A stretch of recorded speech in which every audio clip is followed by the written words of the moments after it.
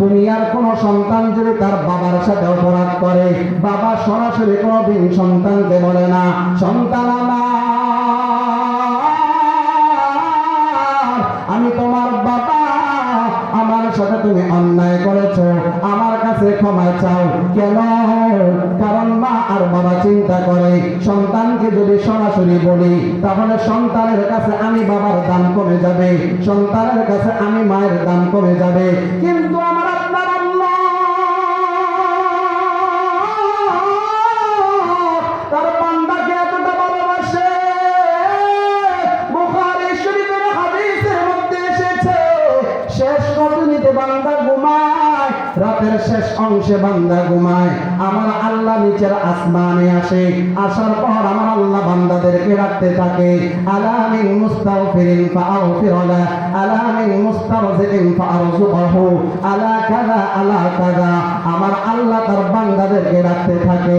কে আছে বড় নাফরমান, কে আছে বড় গুনাহগার, আমি আল্লাহর কাছে তোমার গুনাহ ক্ষমা চাইবা, আমি আল্লাহ তোমার গুনাহ মাফ করার জন্য রেডি আছি। একটু জবান খুলে বলা যাবে কি সুবহানাল্লাহ। পয়গম্বর মূসা আলাইহিস সালামের উম্মত গোপনে গোপনে আমার আল্লাহ তাআলাকে ডাক দিয়া বলে আল্লাহ সারা জীবন তোমার কত নাফরমানি করলাম, সারা জীবন তোমার কত অবাধ্যতা করলাম, সারা জীবন তোমার আদেশের কত অমান্য করলাম। আয় আল্লাহ তুমি আমাকে কোনদিন মানুষের সামনে অপমানিত করো নাই, তুমি আমাকে কোনদিন মানুষের সামনে লাঞ্ছিত করো নাই, আজকে এতগুলা মানুষের সামনে আমাকে লাঞ্ছিত করো না। ওগো আল্লাহ শুধু আমার কারণে তুমি বৃষ্টি বন্ধ রেখো না। হাদিসের মধ্যে এসেছে ওই বান্দা দোয়া করতে দেরি, আমার আল্লাহ বৃষ্টি দিতে আর দেরি হলো না। একটু জবান খুলে বলেন না সুবহানাল্লাহ। এবার পয়গম্বর মূসা আমার আল্লাহকে ডাক দিয়া বলে আল্লাহ আমি তোমার কাছে বৃষ্টির জন্য হাত বাড়িয়েছিলাম, তোমার কাছে বৃষ্টির জন্য দোয়া করেছিলাম। আয় আল্লাহ তুমি আমাকে বলেছো তোমার এক নাফরমান বান্দা আছে, যতক্ষণ পর্যন্ত সে না উঠবে তুমি বৃষ্টি দিবে না। কিন্তু আল্লাহ আমি তো কাউকে এখান থেকে উঠতে দেখলাম না, তারপরেও তুমি কেন বৃষ্টি দিয়ে দিলা? আমার আল্লাহ রাগ দিয়া বলে পয়গম্বর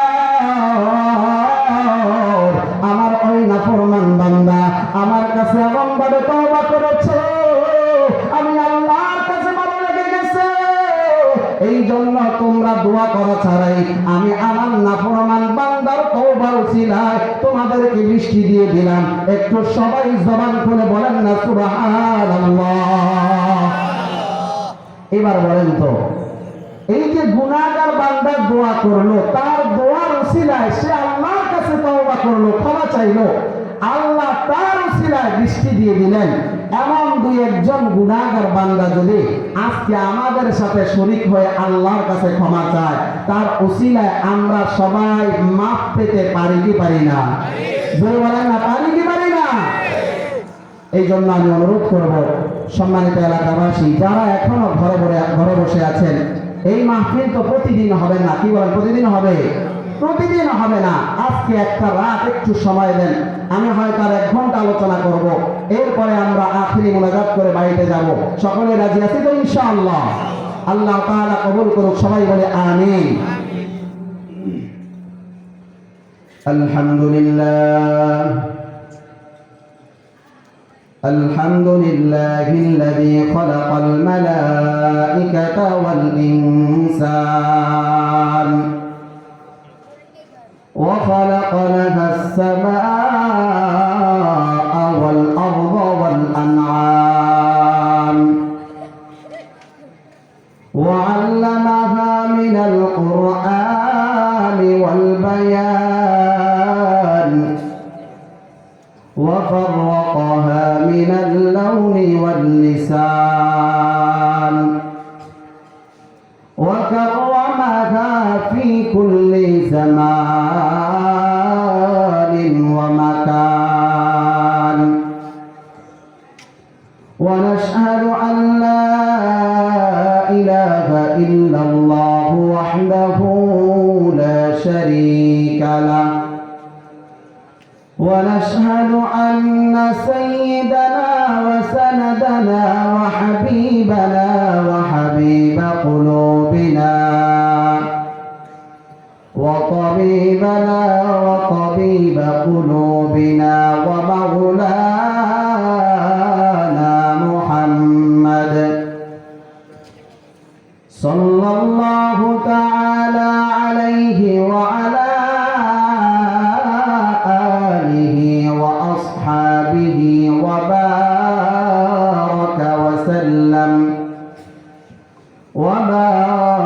وسلم تسليما كثيرا كثيرا.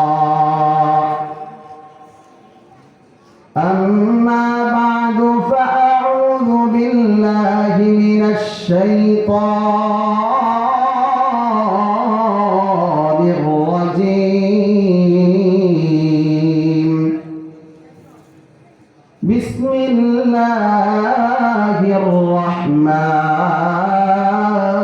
الرحيم.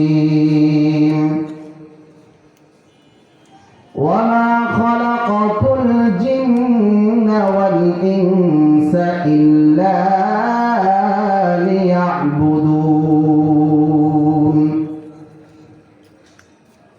وقال رسول الله صلى الله عليه وسلم: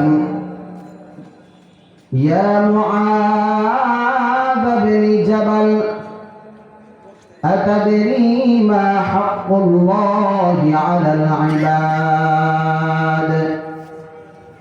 أو كما قال عليه الصلاة والسلام. صدق الله العلي العظيم وصدق رسوله النبي الكريم، ونحن على ذلك لمن الشاهدين والشاكرين، والحمد لله رب العالمين. سبحانك لا علم لنا إلا ما علمتنا إنك أنت العليم الحكيم.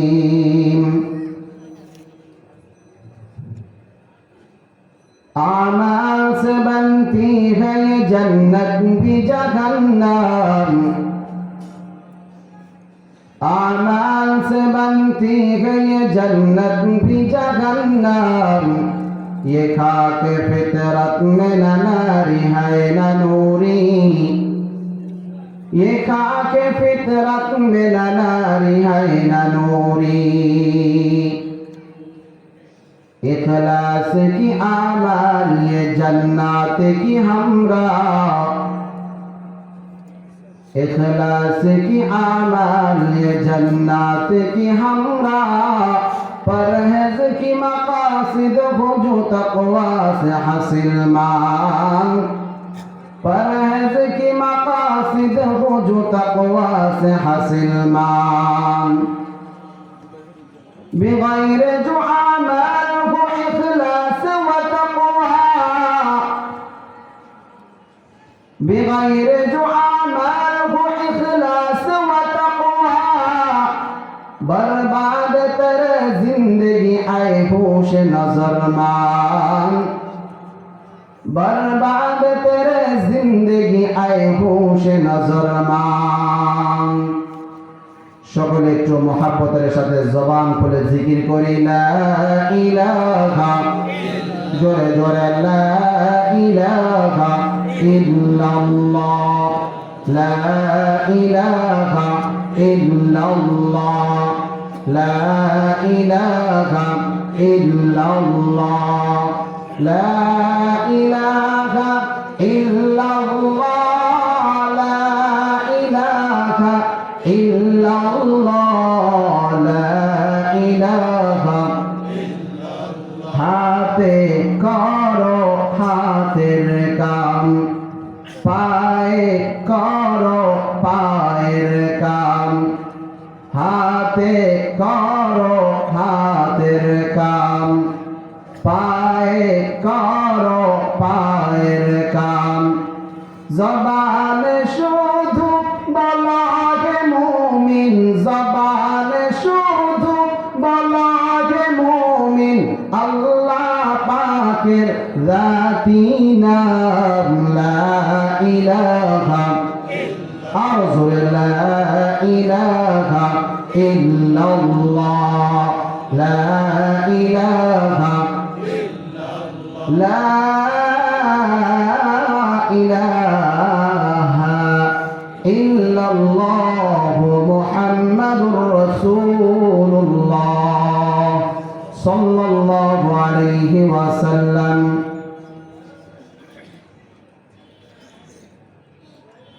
আলহামদুলিল্লাহ, মহান আল্লাহ রাব্বুল ইজ্জত ওয়াল জালালের দরবারে অজস্র অগণিত অসংখ্য কোটি কোটি শুকর ওয়া সুজুদ যে মহান আল্লাহ রাব্বুল আলামিন আপনাকে আমাকে দয়া করে মায়া করে ভালোবেসে মহব্বত করে এই ফিতনা ফাসাদের জামানায় সমস্ত ফিতনা ফাসাদ বিপদ আপদ বালা মুসিবত থেকে হেফাজত করে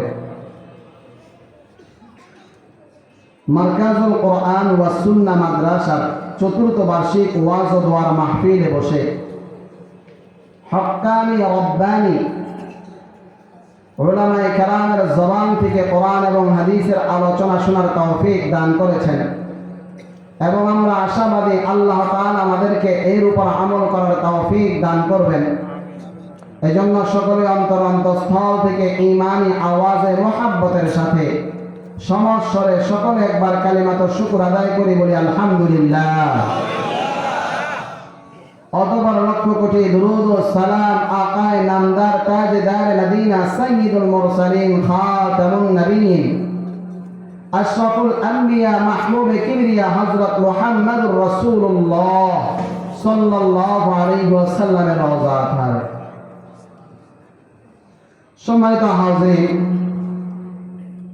রাত বাজতেছে প্রায় 11টা 15।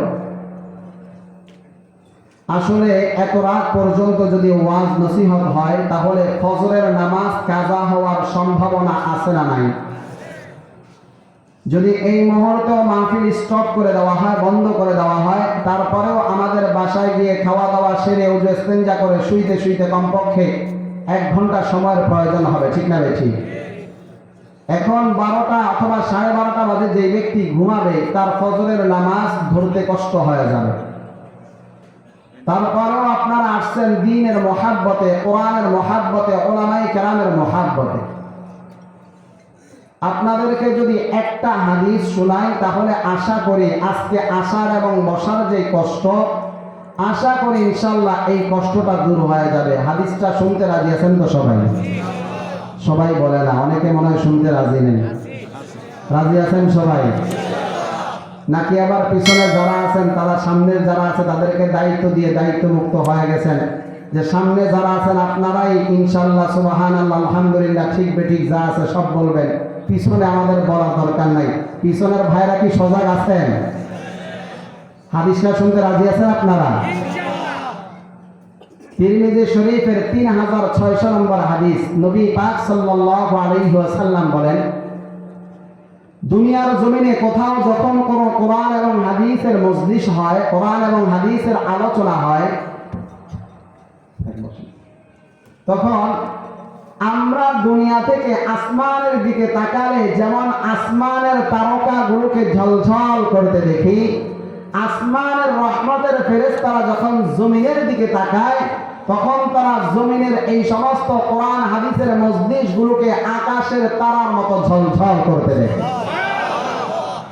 এরপরে ফেরেশতারা একজন আরেকজনকে বলে, চলো আজকে গাজীপুরের সাইনবোর্ডে মারকাজুল কোরআন ওয়া সুন্নাহ মাদ্রাসার উদ্যোগে আয়োজিত বাৎসরিক ওয়াজ ও দোয়ার মাহফিলে আল্লাহর বান্দারা বসে বসে আল্লাহ আল্লাহর রাসূলের কথা আলোচনা করতেছে, চলো আমরা সেখানে গিয়ে তাদেরকে রহমতের ছায়া দিতে থাকি। এরপরে ফেরেশতারা এসে এই সমস্ত মজলিসের চতুর্দিক বেষ্টন করে বসে যায়। আমরা মানুষ একজনের পাশে আরেকজন বসি, সামনে পিছনে ডাইনে বাঁয়ে, আমরা একজনের পাশে আরেকজন বসি, কিন্তু ফেরেশতাদের নিয়ম হলো ফেরেশতারা একজনের উপরে আরেকজন বসে। কোথায় বসে? উপরে আরেকজন বসে। উপরে বসে কেন, এটার একটা উত্তর, এই প্রশ্নের একটা জবাব আছে, তবে কথা বলতে গেলে দীর্ঘ হয়ে যাবে, এই জন্য সেদিকে গেলাম না। ফেরেশতারা একজনের উপর আরেকজন বসতে বসতে বসতে বসতে তাদের সারি আল্লাহ তাআলার আরশে আজিম পর্যন্ত চলে যায়। আল্লাহ তাআলা ফেরেশতাদেরকে জিজ্ঞাসা করেন, ফেরেশতারা তোমরা কাদেরকে রহমতের ছায়া দিতেছো? আচ্ছা বলেন তো, এই যে আমরা এখানে যে বসে আছি, আল্লাহ তাআলা দেখেন কি দেখেন না? আমরা যা বলতেছি আল্লাহ তাআলা শুনেন কি শুনেন না? তারপরেও আল্লাহ তাআলা ফেরেশতাদেরকে জিজ্ঞাসা করেন কেন? কারণ ফেরেশতাদের জবানে বান্দার প্রশংসা শুনতে আল্লাহ তাআলার কাছে ভালো লাগে। ফেরেশতারা বলে, আল্লাহ, আজকে মারকাজুল কোরআন ওয়াস সুন্নাহ মাদ্রাসার চতুর্থ বার্ষিক ওয়াজ ওয়ার মাহফিলে আপনার বান্দারা বসে বসে আপনার প্রশংসা করতেছে, আপনার তাসবিহ পাঠ করতেছে, আপনার গুণগান গাইতেছে, আমরা তাদেরকে রহমতের ছায়া দিতেছি। আল্লাহ তাআলা ফেরেশতাদেরকে ডাক দিয়া বলেন, ফেরেশতারা আমার বান্দারা বসে বসে আমার প্রশংসা করতেছে, আমার বান্দারা বসে বসে আমার গুণগান গাইতেছে, আমার তাসবিহ পাঠ করতেছে, আমার বান্দারা কি আমাকে দেখেছে? আমরা কি কখনো আল্লাহকে দেখেছি? ফেরেশতারা বলে, না আল্লাহ, আপনার বান্দারা কখনো আপনাকে দেখে নাই। তারা উলামায়ে কেরামের জবান থেকে শুনে শুনে আপনার প্রশংসা করতেছে। আল্লাহ রাব্বুল আলামিন ফেরেশতাদেরকে ডাক দিয়া বলেন, ফেরেশতারা আমার বান্দারা কি চায়? ফেরেশতারা বলে, আল্লাহ, আপনার বান্দারা জান্নাত চায়, জাহান্নাম থেকে মুক্তি চায়। আমরা চাই কি চাই না? কারা কারা চাই না একটু হাতটা তুলে দেই। ফেরেশতারা বলে, আল্লাহ, আপনার বান্দারা জান্নাত চায়, জাহান্নাম থেকে মুক্তি চায়। আল্লাহ তাআলা ফেরেশতাদেরকে ডাক দিয়ে বলেন, ফেরেশতারা আমার বান্দারা কি আমার জান্নাত দেখেছে? ফেরেশতারা বলে, না আল্লাহ, আপনার বান্দারা আপনার জান্নাত দেখে নাই। আল্লাহ বলেন, যদি জান্নাত দেখতো তাহলে কি করতো? ফেরেশতারা বলে, আল্লাহ, যদি তারা জান্নাত দেখতো আরো অনেক বেশি করে জান্নাত চাইতো। আল্লাহ ডাক দিয়া বলেন, ফেরেশতারা আমার বান্দারা কি আমার জাহান্নাম দেখেছে? ফেরেশতারা বলে, না আল্লাহ, আপনার বান্দারা আপনার জাহান্নাম দেখে নাই। আল্লাহ রাব্বুল আলামিন ডাক দিয়া বলেন, ফেরেশতারা আমার বান্দারা যদি আমার জাহান্নাম দেখতো তাহলে তারা কি করতো? ফেরেশতারা বলে, আল্লাহ, আপনার বান্দারা যদি আপনার জাহান্নাম দেখতো তারা জাহান্নাম থেকে আরো অনেক বেশি মুক্তি চাইতো। এবার আমার আল্লাহ ফেরেশতাদেরকে ডাক দিয়া বলে, ফেরেশতারা তোমরা সাক্ষী থাকো, আমার যেই বান্দারা আমি আল্লাহকে না দেখেও আমি আল্লাহর প্রশংসা করে, আমার যেই বান্দারা আমার জান্নাত না দেখেও জান্নাত চায়, আমার যেই বান্দারা আমার জাহান্নাম না দেখো জাহান্নাম থেকে মুক্তি চায়, ফাইন্নী উশহিদুকুম আন্নী ক্বাদ গফারতু লাহুম। আল্লাহ পাক ফেরেশতাদেরকে ডাক দিয়া বলে, ও আমার রহমতের ফেরেশতারা, তোমরা সাক্ষী থাকো, আমার যেই বান্দারা এই মুহূর্তে মারকাজুল কোরআন ওয়াস সুন্নাহ মাদ্রাসার মাহফিলের মধ্যে বসে বসে আমার প্রশংসা করতেছে, আমি আল্লাহ তাদের সবাইকে মাফ করে দিলাম। আর আসতে বলেন না সুবহানাল্লাহ। আল্লাহ পাক ফেরেশতাদেরকে এই কথা বলার পর এবার ফেরেশতারা আমার আল্লাহকে ডাক দিয়া বলে, আল্লাহ, ইন্না ফীহিম রাজুলুন ফুলানাল খাত্তা লাম ইউরিদ ইন্নামা জাআহুম লিহাজা। ফেরেশতারা আমার আল্লাহকে ডাক দিয়া বলে, আল্লাহ, আপনি তাদেরকে মাফ করে দিলেন। তাদের মধ্যে আপনার এমন একজন বান্দা আছে, ওই বান্দা মাহফিল শোনার জন্য আসে নাই, তার স্ত্রী গভীর রাত্রে একটু বাদাম খাওয়ার আবদার করেছে, আপনার ওই বান্দা স্ত্রীর জন্য বাদাম কিনতে আসছে, সন্তানদের জন্য খেলনা কিনতে আসছে, কিন্তু মাহফিলের মাইকের আওয়াজ যখন তার কানে গেছে এবার তার কাছে মনে হলো এই বক্তার কণ্ঠটা সুন্দর, যাই যাই একটু বক্তার কণ্ঠটা শুনে যাই। এবার ফেরেশতারা আমার আল্লাহকে ডাক দিয়া বলে, আল্লাহ আপনার ওই বান্দা তো মাহফিল শুনতে আসে নাই, সে অন্য কারণে আসছে, সে অন্য প্রয়োজনে আসছে। আমার আল্লাহ ফেরেশতাদেরকে ডাক দিয়া বলে, ফেরেশতারা হুমুল কওমু লা ইয়াশকালুহুম জালিস, এই মাহফিল এমন এক মজলিস, এই মজলিসের এত দাম, এই মজলিসের মধ্যে আমার যে বান্দা বসবে, যে কারণে বসুক না কেন, আমি আল্লাহ তাদেরকে মাফ করে দিলাম। সম্মানিত হাজরিন, এই যে মাহফিল গুলো হয়, এত সুন্দর কোরআনের মজলিস হয়, কোরআনের জলসা হয়, এগুলো কার পক্ষ থেকে নিয়ামত? আল্লাহর পক্ষ থেকে নিয়ামত। এখন আমরা যদি ঘরে বসে থাকি, অযথা সময় নষ্ট করি, তাহলে তো আল্লাহ পাকের নিয়ামতের শুকরিয়া আদায় হলো না, ঠিক না? ঠিক।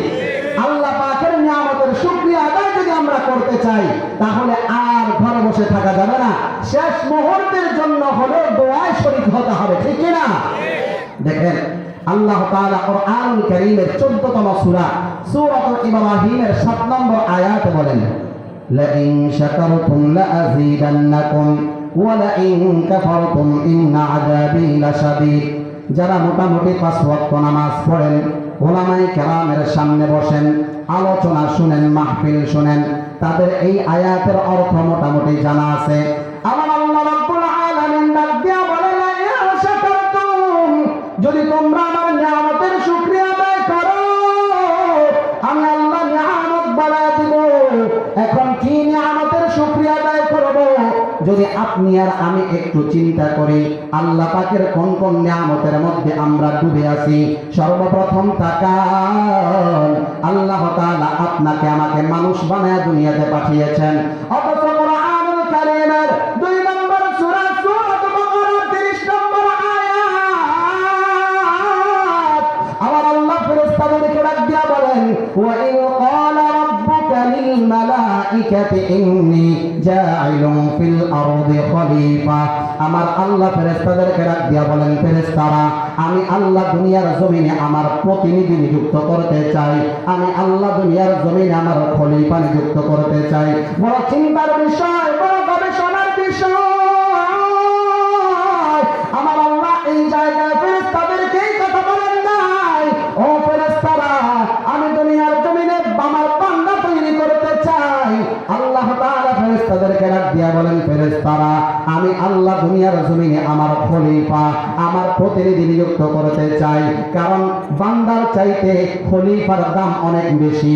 আল্লাহ তাআলা ফেরেশতাদেরকে বলেন, ফেরেশতারা আমি আল্লাহ দুনিয়ার জমিনে আমার প্রতিনিধি নিযুক্ত করতে চাই। ফেরেশতারা আমার আল্লাহকে ডাক দিয়া বলে, আল্লাহ আতাজালু ফীহা মান ইউফসিদু ফীহা ওয়া ইয়াসফিকুদ দিমা।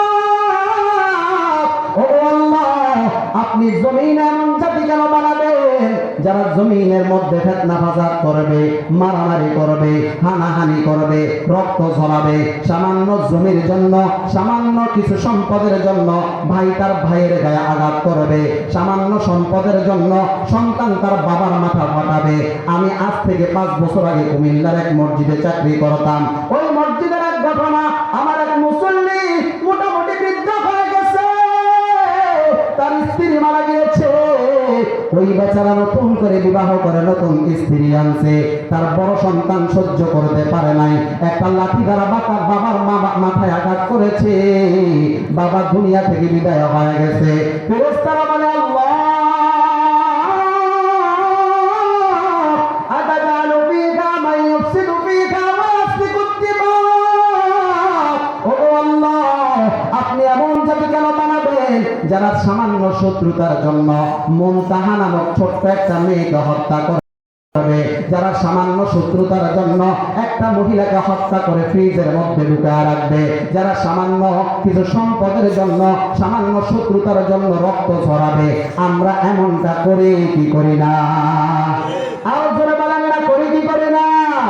ফেরেশতারা বলে, আল্লাহ আপনি এমন জাতি কেন বানাবেন যারা জমিনের মধ্যে ফিতনা ফাসাদ করবে।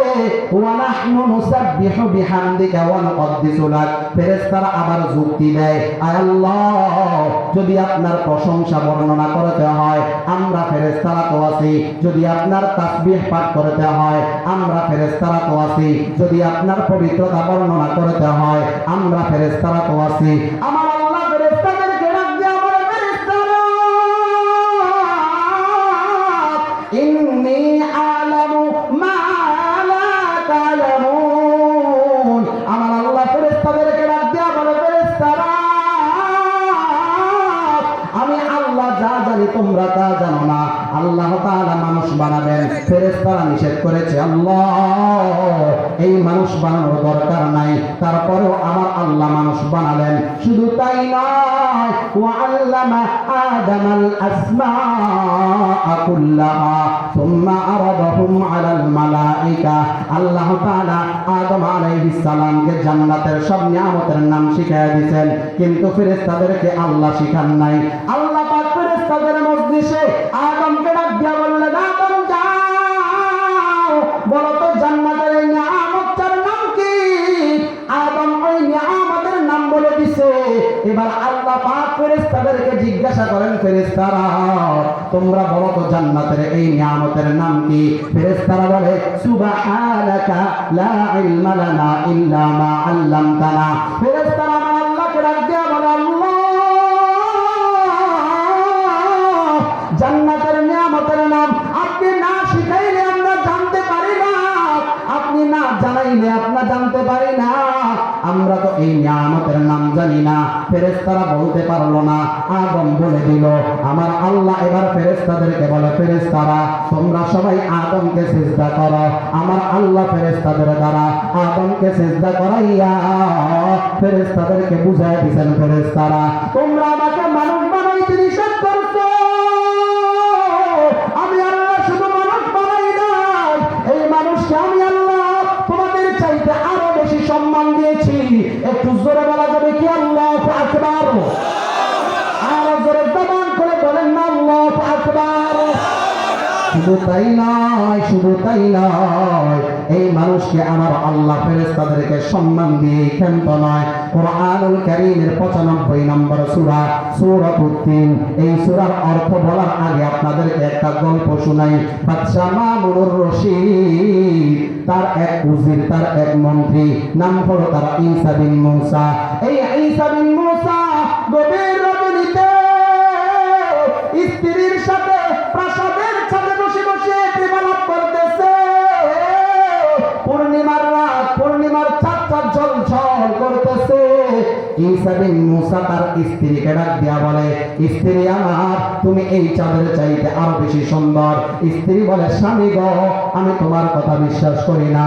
এবার ঈসা বিন মূসা ডাক দিয়া বলে, স্ত্রী আমার, তাল্লাকুতুকি তাতলিকান ইল্লাম তাকুন আহসানা মিন হাদাল কমার। ওগো স্ত্রী, যদি তুমি এই চাঁদের চেয়ে সুন্দর না হয়ে থাকো, আমি তোমাকে তালাক দিয়ে দিলাম।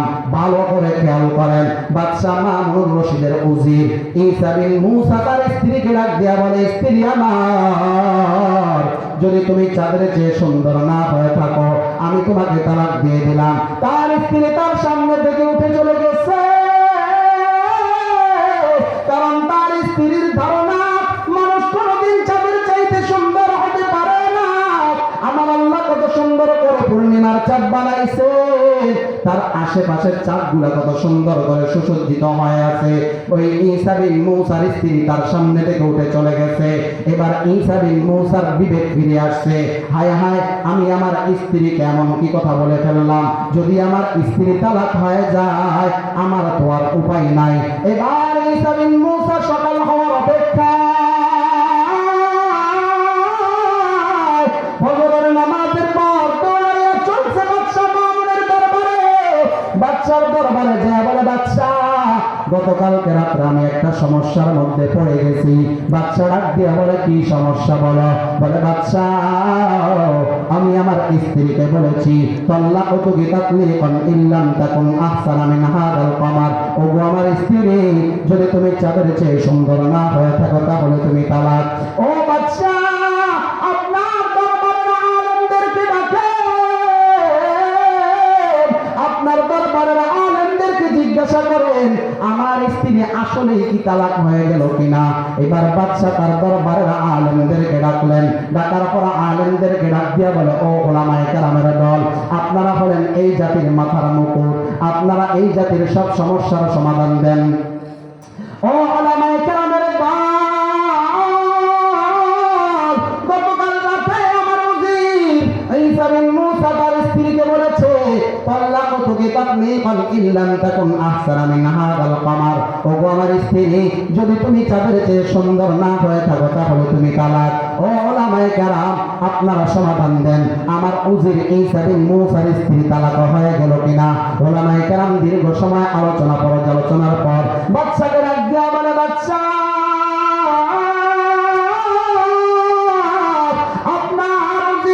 ঈসা বিন মূসার স্ত্রী তালাক হয়ে গেছে, কারণ মানুষ কোনোদিন চাঁদের চেয়ে সুন্দর হতে পারে না।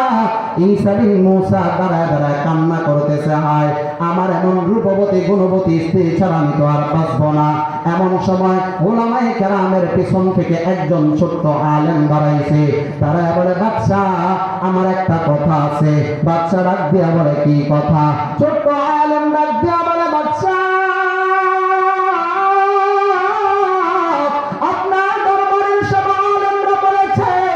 ঈসা বিন মূসার স্ত্রী তালাক হয়ে গেছে, কিন্তু বাদশা আমার কাছে তো মনে হয় ঈসা বিন মূসার স্ত্রী তালাক হয় নাই। একটু জবান করে বলেন না আল্লাহু আকবার। এবার বাদশা ডাক দিয়া বলে, ছোট্ট আলেম, সব আলেম সমাধান দিল, ঈসা বিন মূসার স্ত্রী তালাক হয়ে গেল, তুমি বলতেছো তালাক হয় নাই, তোমার দলিল কি? দলিল দাও। এবার ওই ছোট্ট আলেম ডাক দিয়া বলে, বাদশা আমার আল্লাহ রাব্বুল আলামিন কুরআনুল কারীমের 95 নম্বর সূরা সূরাতুত তিনের মধ্যে আমার আল্লাহ ডাক দিয়া বলেন,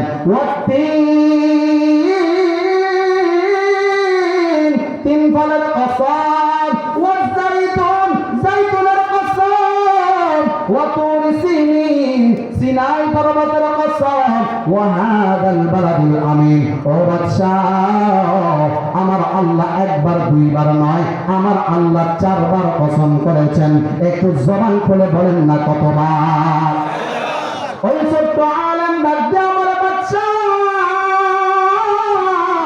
আমার আল্লাহ একবার দুইবার নয়, আমার আল্লাহ 4 বার কসম করেছে। আমার আল্লাহ 4 বার কসম করার ফলে বলেন, লাকাদ খালাকনাল ইনসানা ফি আহসানি তাকওয়িম। আমার আল্লাহ ডাক দিয়া বলে, দুনিয়ার আমার বান্দারা শোনো, আমি আল্লাহ দুনিয়ার জমিনে যত কিছু আমি আল্লাহ বানিয়েছি, তার মধ্য থেকে মানুষকে আমি আল্লাহ সব চাইতে সুন্দর করে বানিয়েছি। জবান করে বলেন না সুবহানাল্লাহ। আলোচনার দ্বারা কি বুঝলাম? আমার আল্লাহ আপনাকে আমাকে দুনিয়ার মধ্যে সবচাইতে বেশি সম্মান দিয়েছে। আমার আল্লাহ আপনাকে আমাকে দুনিয়ার মধ্যে সবচাইতে সুন্দর করে বানিয়েছেন। শুধু তাই নয়, তিরমিজি শরীফের হাদিসের মধ্যে এসেছে, আল্লাহর হাবিব সাল্লাল্লাহু আলাইহি ওয়াসাল্লাম বলেন, আল্লাহ রাব্বুল আলামিন দুনিয়াটাকে সৃষ্টি করার পর, এই দুনিয়াটাকে যখন আল্লাহ তাআলা সৃষ্টি করলেন, ফেরেশতারা আমার আল্লাহকে ডাক দিয়া বলে, আল্লাহ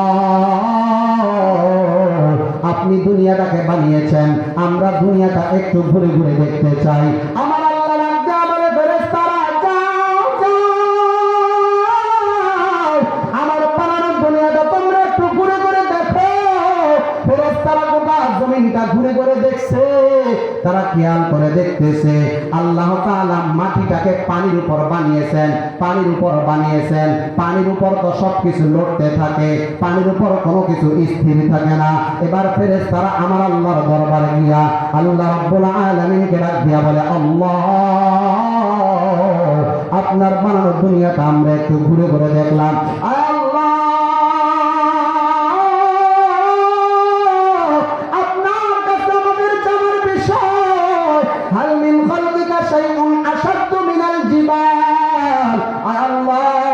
আপনি কি দুনিয়ার জমিনে পাহাড়ের চাইতে শক্তিশালী করে আর কিছু বানিয়েছেন কিনা? কারণ আমরা দেখলাম পাহাড়কে আপনি পেরেক হিসাবে ব্যবহার করে দুনিয়ার স্থলভাগকে আপনি স্থির রেখেছেন। হাল মিন খালকিকা শাইউন আশাদ্দু মিনাল জিবাল। আল্লাহ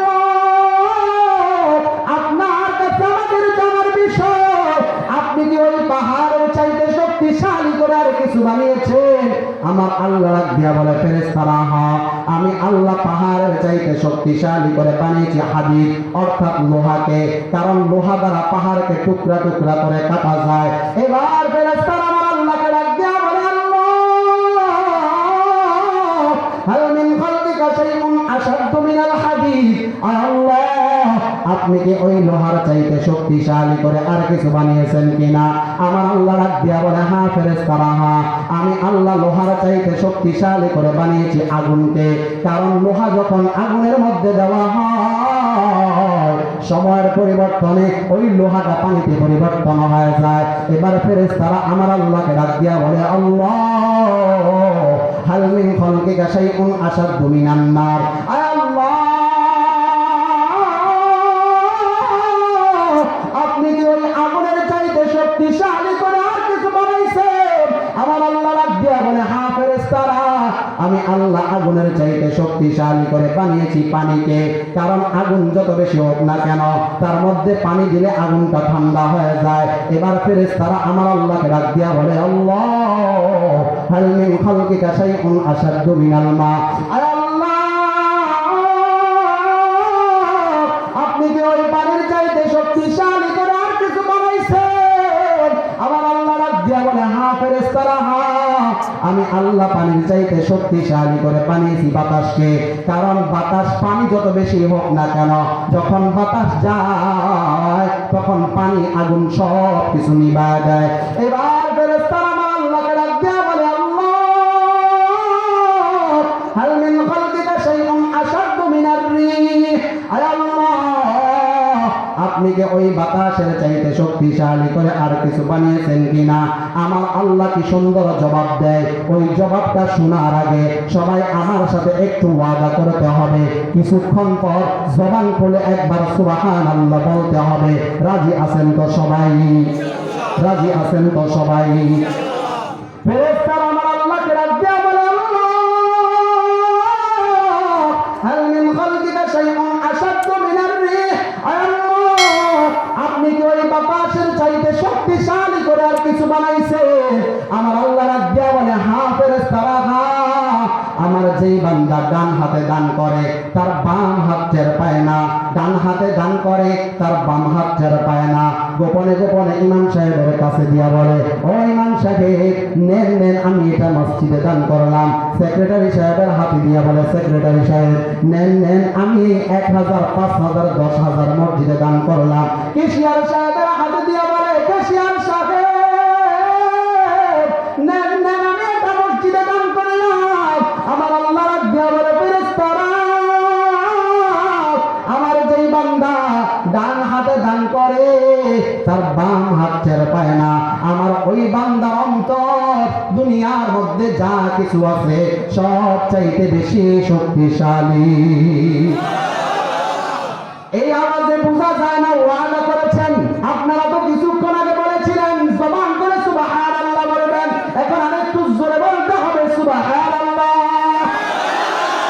এখন বলবেন হুজুর মানুষ যে সবচাইতে বেশি শক্তিশালী এর প্রমাণ কি? এবার আসেন কোরআনুল কারীম খোলেন সূরাতুন নামলের মধ্যে আমার আল্লাহ কত সুন্দর করে ঘটনা বর্ণনা করেন। পয়গম্বর সুলাইমান রানী বিলকিসকে ইসলামের দাওয়াত দিয়েছে। রানী বিলকিস ইসলামের দাওয়াত গ্রহণ করার জন্য রওনা হয়ে গেছে। পয়গম্বর সুলাইমানের দরবারে যাবে। এবার পয়গম্বর সুলাইমান তার সংসদের মধ্যে জরুরি সভা ডাকলেন। সবার মধ্যে সবাই উপস্থিত। পয়গম্বর সুলাইমানের সংসদটা কোনো সাধারণ সংসদ ছিল না। একদিকে ছিল 500 মানুষ জাতি আলেম, আরেকদিকে ছিল 500 জিন জাতি আলেম। এবার পয়গম্বর সুলাইমান সবাইকে ডাক দিয়া বলেন ইয়া আইয়ুহাল মালা আইয়ুকুম ইয়াতিনি বিআরশিহা ক্বাবলা আন ইয়াতুনি মুসলিমিন। পয়গম্বর সুলাইমান সবাইকে ডাক দিয়া বলেন কে আছো এমন ক্ষমতার অধিকারী, এমন শক্তির অধিকারী? রানী বিলকিস ইসলামের দাওয়াত গ্রহণ করার আগে আগে, রানী বিলকিস আমার দরবারে আসার আগে আগে 400 মাইল দূর থেকে তার সিংহাসনটা নিয়ে আসতে পারবা? পয়গম্বর সুলাইমান প্রশ্ন করলেন কে আছো এমন ক্ষমতা? রানী বিলকিস আমার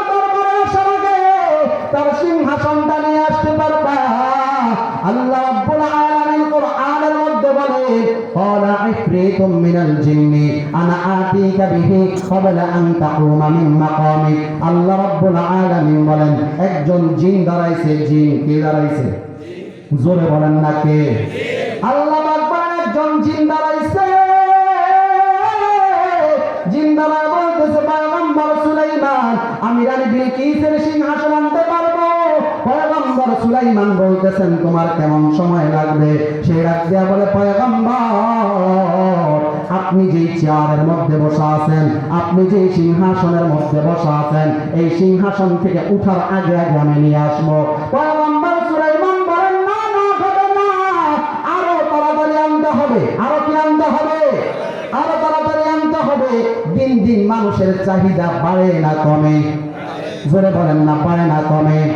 বর্তমান পৃথিবীতে সবচাইতে দ্রুতগামী ট্রেন সম্ভবত জাপানে তৈরি করেছে।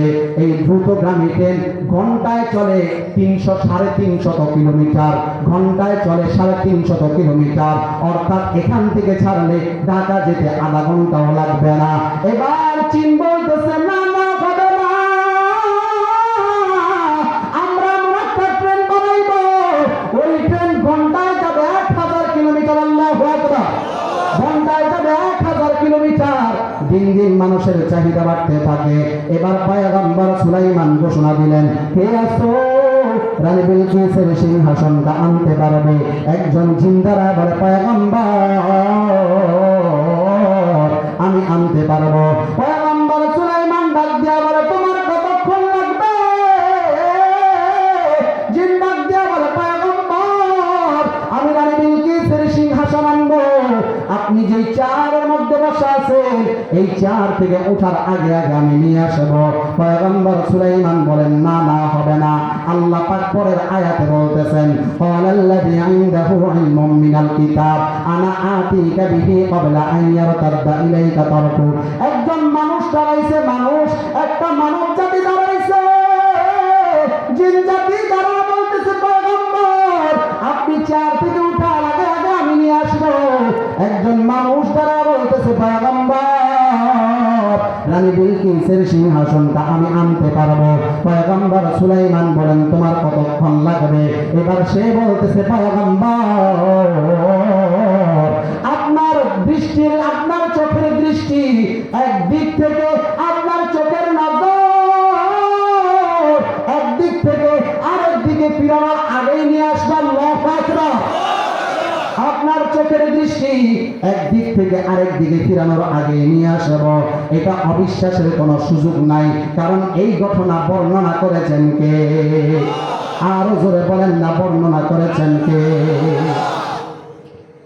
তাহলে এই এতটুকু আলোচনার দ্বারা বুঝলাম যে আল্লাহ রাব্বুল আলামিন আপনাকে আমাকে সব চাইতে সম্মান দিয়ে বানাইছেন, ঠিক না বেঠি? আবার আল্লাহ আপনাকে আমাকে সব চাইতে বেশি সুন্দর করে বানিয়েছেন। আবার আল্লাহ তাআলা আপনাকে আমাকে সব চাইতে বেশি শক্তিশালী করে বানিয়েছেন। ইসলামের দ্বিতীয় খলিফা হযরত ওমর ইবনুল খাত্তাব জুমার মিম্বারে দাঁড়ায় দাঁড়ায় খুতবা দিতেছে।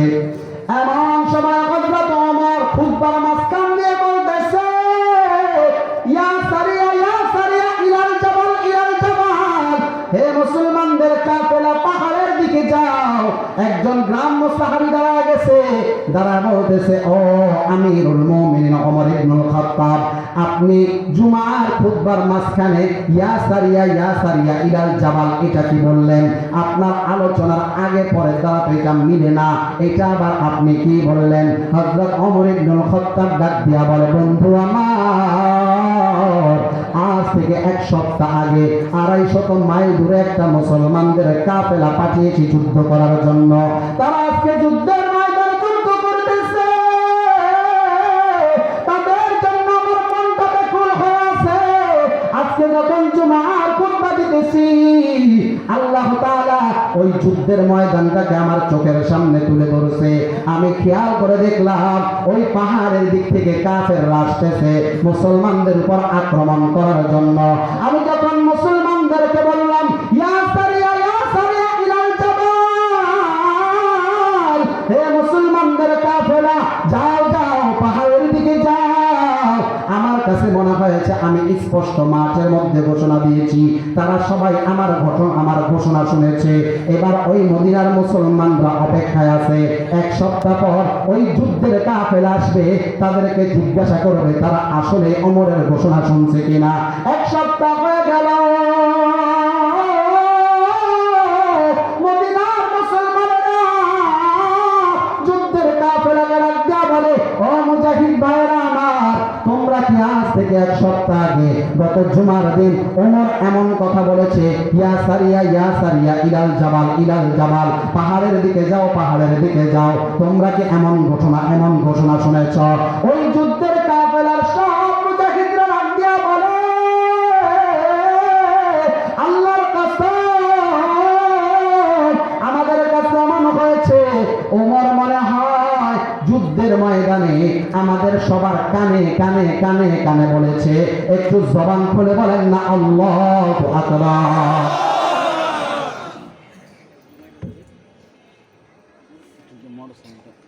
আপনাদের কাছে খারাপ লাগতেছে? তো এখন এই যে মানুষ সবচাইতে শক্তিশালী, আমরা হতে পারতেছি না কেন? এর কারণ হচ্ছে আমাদের আগের মতো ইখলাসও নাই, আগের মতো আমলও নাই। ঠিক না বেঠি? ইখলাস নাই, ইখলাস নষ্ট হয়ে গেছে, আমল নষ্ট হয়ে গেছে। তো সম্মানিত হাজরিন, এই যে আল্লাহ পাকের নিয়ামতগুলোর কথা শুনলাম, এই জন্য সব সময় বেশি বেশি আলহামদুলিল্লাহ করতে রাজি আছি ইনশাআল্লাহ। তোমার দুনিয়াতে আমি যেদিকে তাকাই, অতই নিয়ামতে ডুবে আছি যে সবাই। পাখ পাখালির গানে শুনি তাসবিহ করো রব, আল্লাহ আমার রব, এই রবি আমার সব। জবান খুলে আল্লাহ আমার রব, এই রবি আমার সব। দমে দমে তন মনে তারি অনুভব, আল্লাহ আমার রব, এই রবি আমার সব। আমাদের রবকে যত নিয়ামত সব দিয়েছেন কে? শুকরিয়া আদায় করবো কার? আল্লাহ তাআলা আমাদের সবাইকে আল্লাহ পাকের নিয়ামতের শুকরিয়া আদায় করার তৌফিক দান করুন। সবাই বলি আমিন।